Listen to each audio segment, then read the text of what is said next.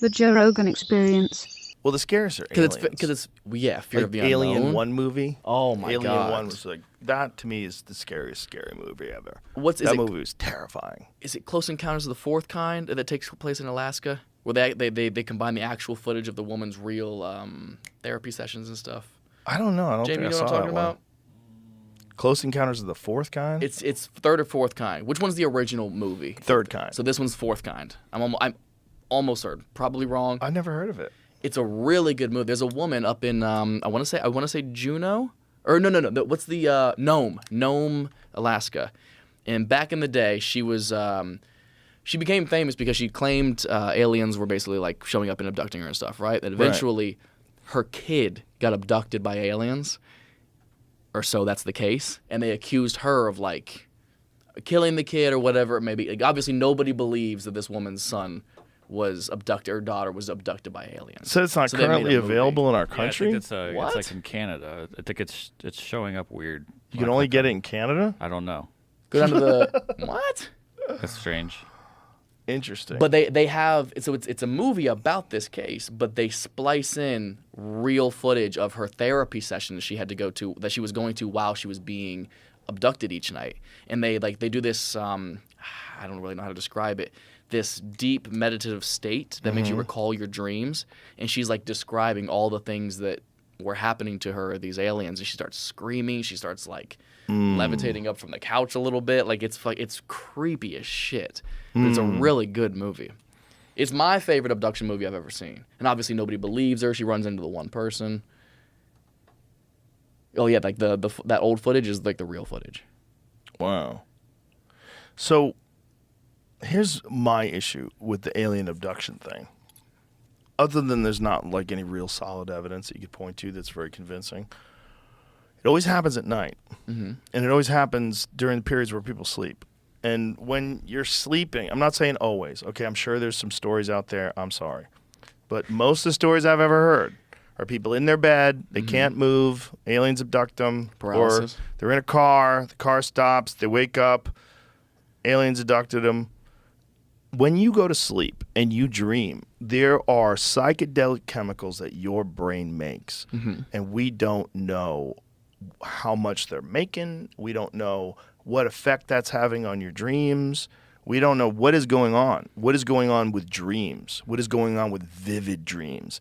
What is going on with dreams that they're indiscernible from real life, and sometimes in a strange way. Like, what is that? Is that a psychedelic state your brain goes into every night? Yeah. And if chemicals vary in human beings, serotonin varies, dopamine varies, everything varies, testosterone varies, estrogen varies, it varies. Wouldn't you just assume those psychedelic chemicals would vary? And wouldn't you just assume that sometimes maybe even people are in very agitated, anxiety-ridden states, high cortisol levels, perhaps maybe those chemicals are coming out in an abundance too. Now, So it if hits a you're spike in it, lying yeah. in bed and you're having an insanely vivid and terrifying interaction with aliens every night, because your brain is just dumping psychedelics into you. And this is your big fear. So you're going to get abducted by aliens again. And then there they are again, leaning over your bed and they're reaching for you. And Constant you're like, paranoia. and then here's the mind fuck of all mind fucks. Maybe psychedelics are a gateway to some other reality, some other dimension that's accessible by these creatures. I like this.